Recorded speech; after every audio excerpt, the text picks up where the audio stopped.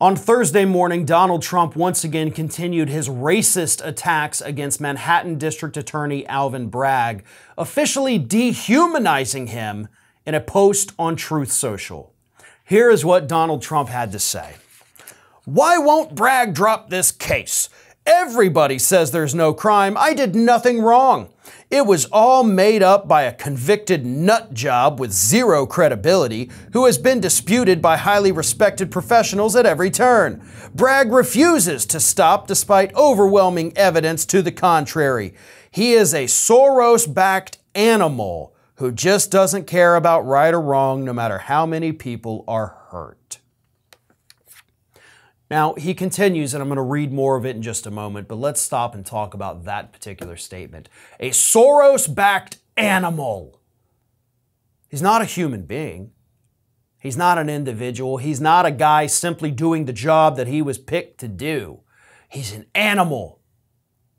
Which, if you're familiar with American history, if you're familiar with racist history across the globe, that's kind of the first step you go to in order to get people to hate a certain class of people. You dehumanize them so they don't seem like you, right? You refer to them as animals. You refer to them as cockroaches, as insects, as a plague, as a virus. Yes, this is racist language coming from Donald Trump. And as for the George Soros funded thing, let's examine that fact real quick, because this has been pissing me off all week.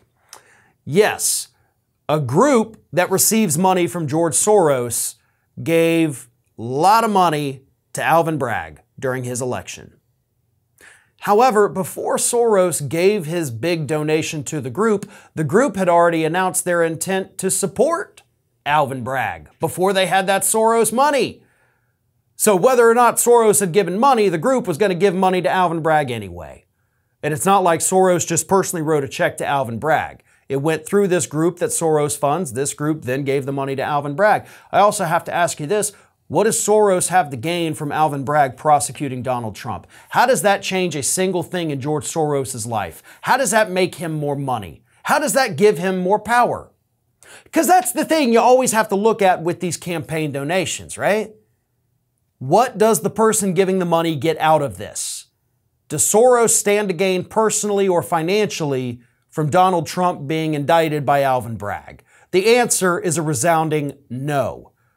So in my book, that contribution to the campaign, even though it was through a different organization that was already going to give him money, that doesn't matter. It's not like when the Koch brothers were out there buying up, city councils and things like that because they wanted to frack in those areas, so they stacked the boards, got it approved, and they made a lot of money off it. You can see the connection there.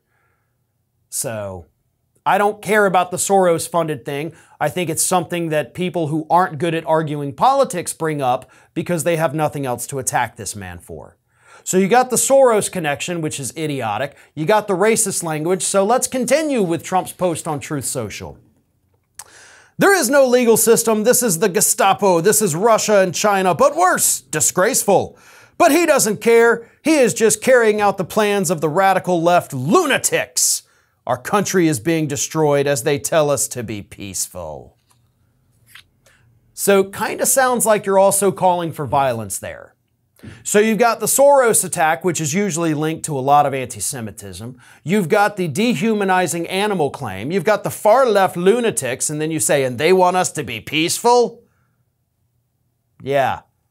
Sounds like you're totally not worried at all about being indicted here, as other reports this week have suggested. Like, oh, he was playing it up for the cameras. He's ready to do a perp walk. The man is terrified. He is enjoying getting all the money that he's getting from his supporters. But beneath that facade, this man is scared to death that he is going to jail. This is Hattie. Hattie wants to know why you have not subscribed to our channel. You obviously like our videos, so do us a favor and subscribe.